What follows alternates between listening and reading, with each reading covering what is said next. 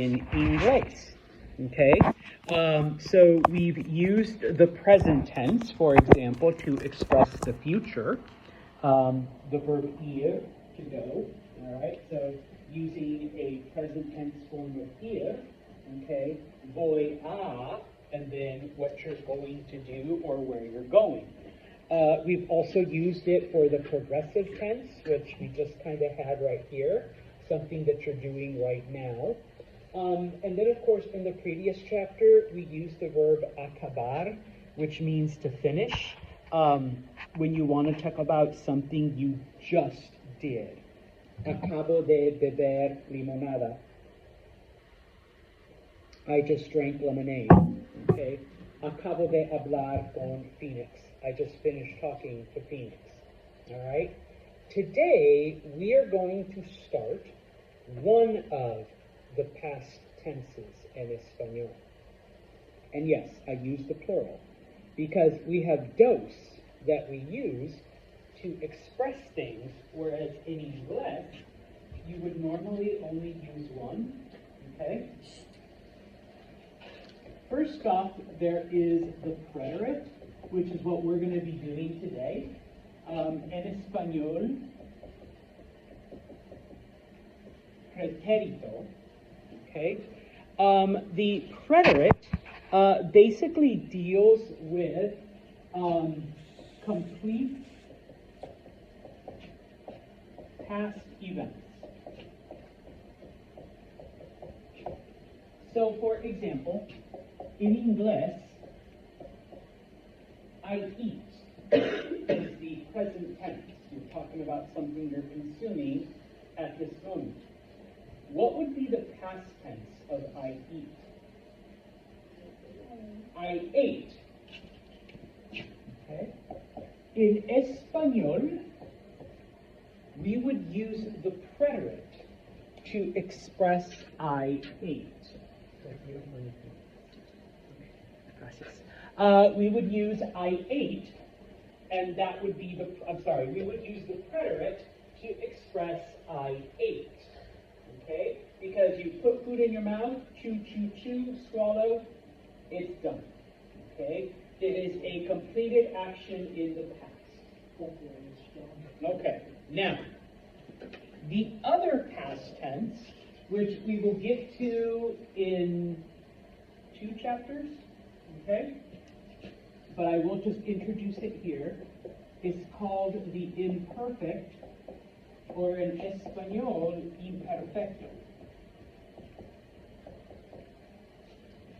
Now, we actually use it for quite a number of things, but for now, okay,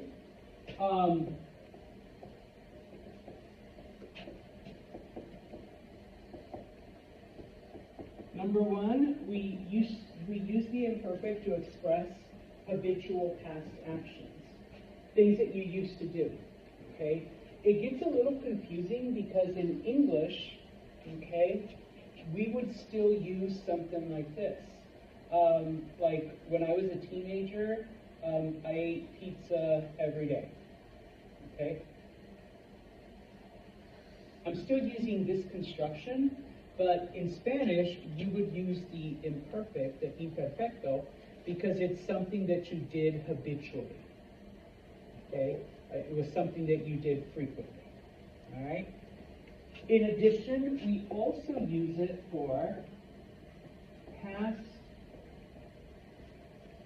ongoing actions. Oh, I'm sorry.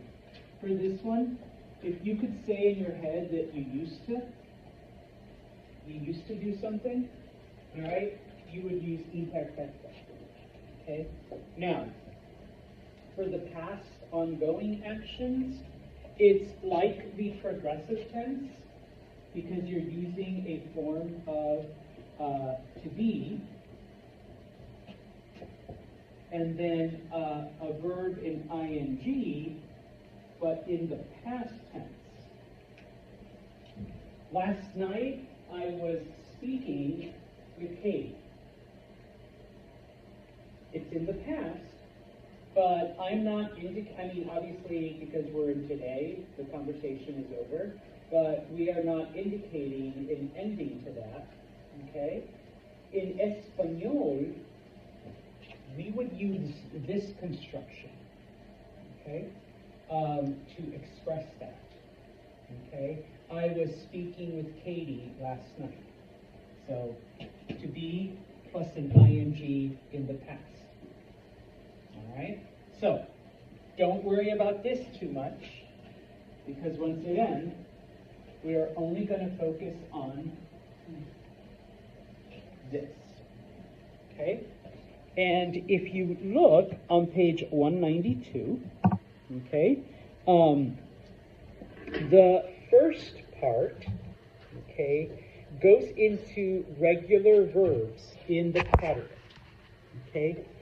The good news is that we follow the same pattern as we have been using since we started Espanol.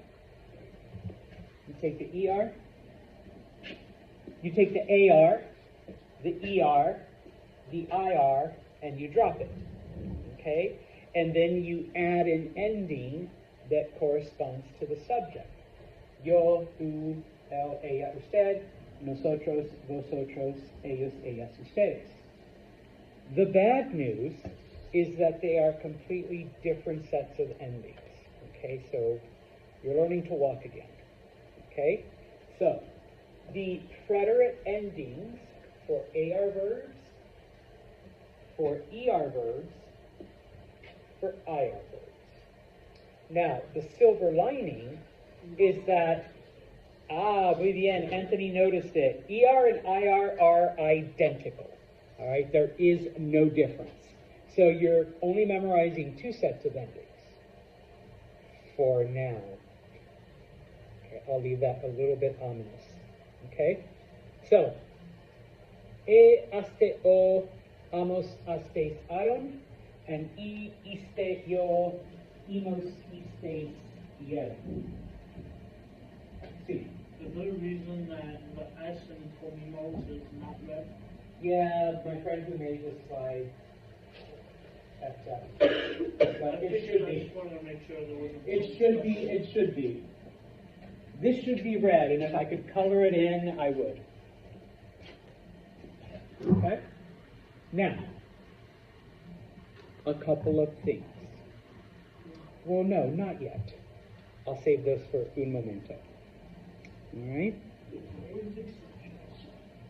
There is, but for the most part, this follows this pattern.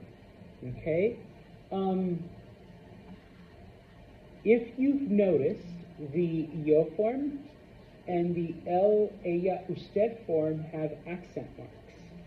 Those are required. Okay? Even if you're not that good with accents, just remember the yo form, el, ella, usted, just put a line over that vowel. Okay? So, because. Okay?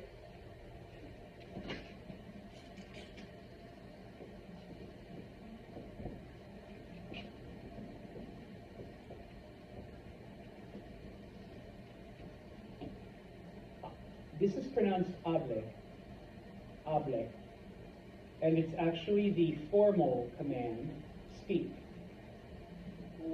This is hable. Emphasis on the E, hable. I spoke. Okay? So there is a difference in pronunciation. And I guess you can say these are kind of homonymish. I mean, they're not true homonyms because they're pronounced differently. But with the accent mark, you know it's the past tense of to speak. Okay? Same thing with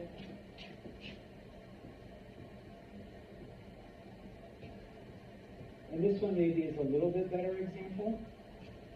This one is just hablo. This is literally present tense I speak. Yo hablo español. Habló is he or she spoke. Okay? él habló español. Okay? Or usted habló español. All right?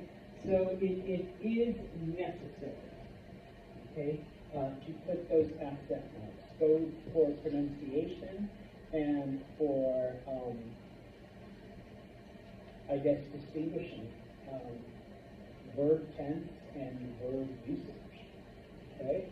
Now, of course, some students might say, but Senor Santos,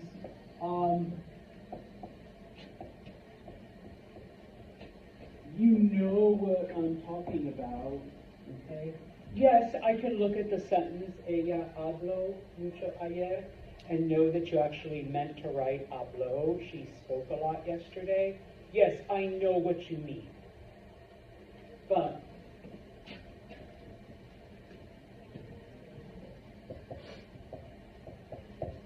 it's like reading that. Antonio's like, what's wrong with that?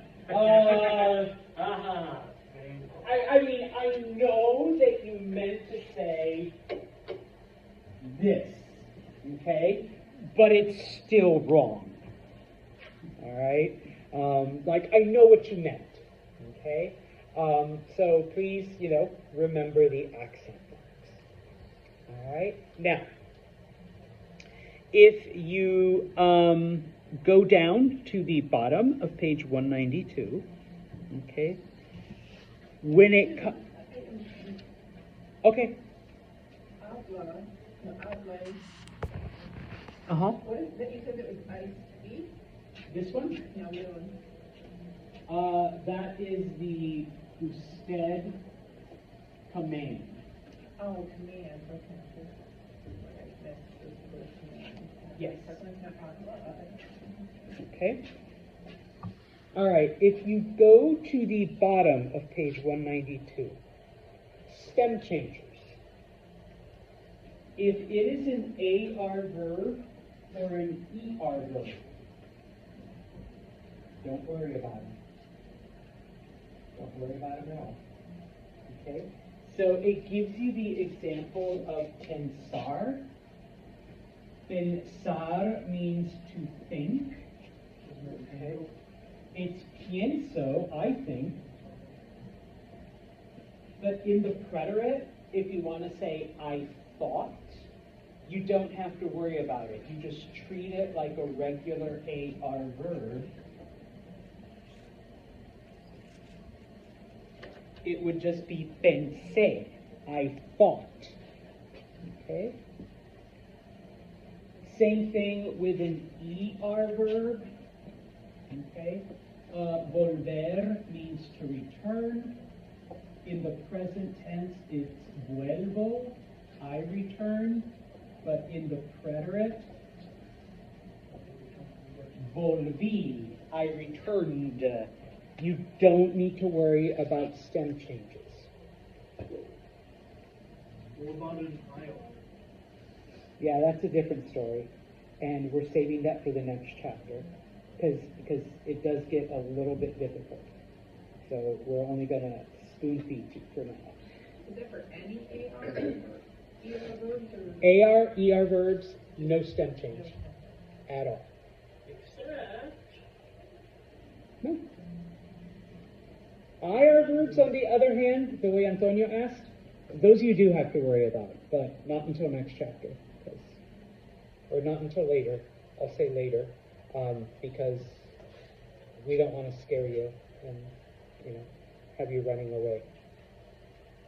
Okay? All right. And then, if you go to page 193, 193. Oh, here now it gets fun.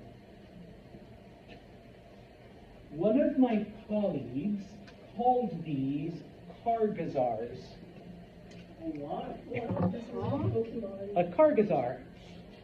Because these are verbs that either end in CAR, GAR, or ZAR. Cargazar. Okay? Now, with cargazars, or verbs that end in CAR, GAR, or ZAR, okay, this is only in the yo form. So it's kind of a weird yo form. You need to change the spelling slightly, okay?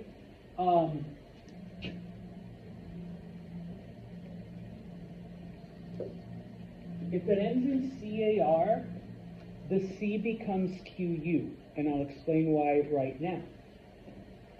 The verb buscar, which means to look for. Let's say Katie did not bring her book to class, and I tell her where I ask, ¿Dónde está tu libro? Where is your book? And she says, No sé, Señor Santos, I don't know. Well, did you look in your house? Did you look in your car? And she says, I looked for my book. I can't find it. Okay? Well, we drop the AR. Please don't write this because this is wrong. We add an E with an accent.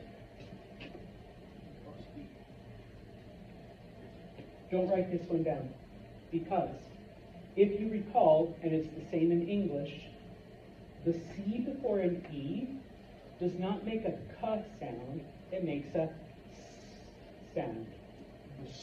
So this would be Busé, Señor Santos, which is not the way it's pronounced.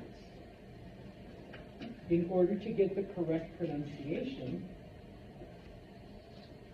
we change the C to a QU, and now we add our E with an accent.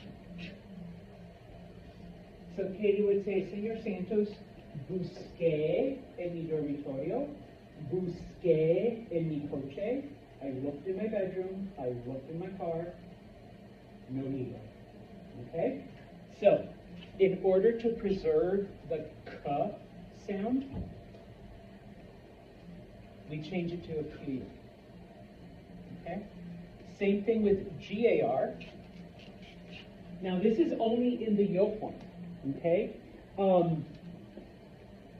Because this is an A, that's an O, A. Buscaste with a C, buscó with a C, buscamos with a C, okay? So it's only the yo form where you have to change the spelling. For GAR, the G becomes GU, okay? And so let's say Anthony wants to talk about how he plays baseball, okay, jugar, okay, or how he played baseball when he was younger, all right? Now, please don't write this one down because this is wrong. So we drop the AR, and we know that the yo form is an E with an accent mark. But once again, G's before E's and I's make a sound, not a G. So yo, okay, no, it's not, I can't even do it right. It is so wrong. Okay? So in order to preserve the G, you're basically adding a U. So now it's G, and then your E with an accent mark. And Anthony says, yo jugué, salud, yo jugué baseball ayer, yesterday. Or yo jugué baseball, whatever. I played baseball. All right? Everything else, jugaste, jugó, jugamos, jugastes, jugaron. So only the yo form.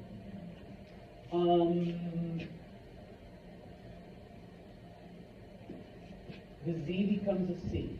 Oh, and this is also an example, because remember, it's a stem changer. U usually becomes UE, but because it's an AR verb, we don't make any changes. All right?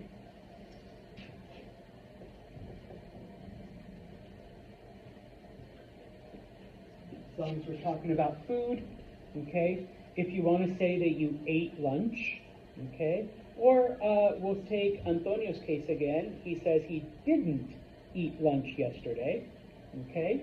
And so once again, don't write this down because this is wrong.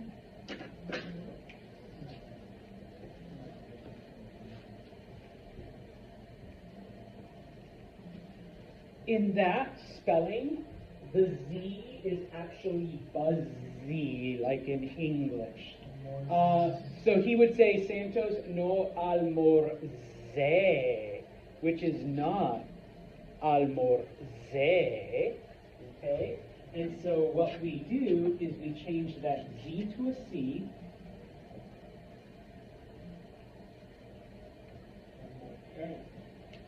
No, because it's an E. So now it's a no almorcé, Senor Santos. I did not eat lunch. Okay? So we change that spelling. All right? Uno más spelling change. If you go right underneath that, okay, and they gave you 3 of them, and I'm going to have to delete this and bring this up. So give me un momento. Oh, no, it's this one. Okay. The 3 verbs. Creer means to believe. Leer means to read. And oír means to hear. Okay? Now, it only means listen if you're talking about music. Okay? But for the rest of the time, it means to hear. Now, this is just for él, ella, ellos, ellas form, and I guess also ustedes.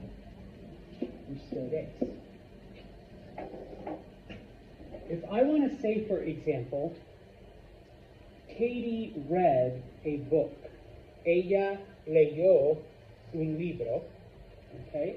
Well, remember, you drop the ER. This is wrong, so don't write it. It's I-O.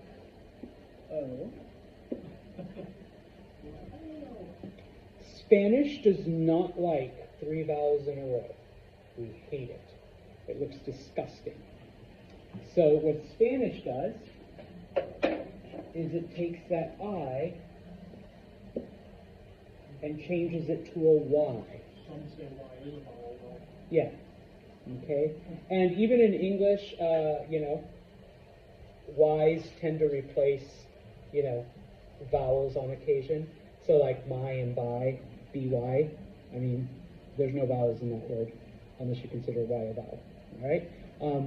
Honestly, when I learned vowels in English, to me it always made sense because in Spanish we use it to replace the letter I and weird things like this. Okay. For ellos and ellas, if I'm talking about Katie and Casey read something and I want to say they read it, okay?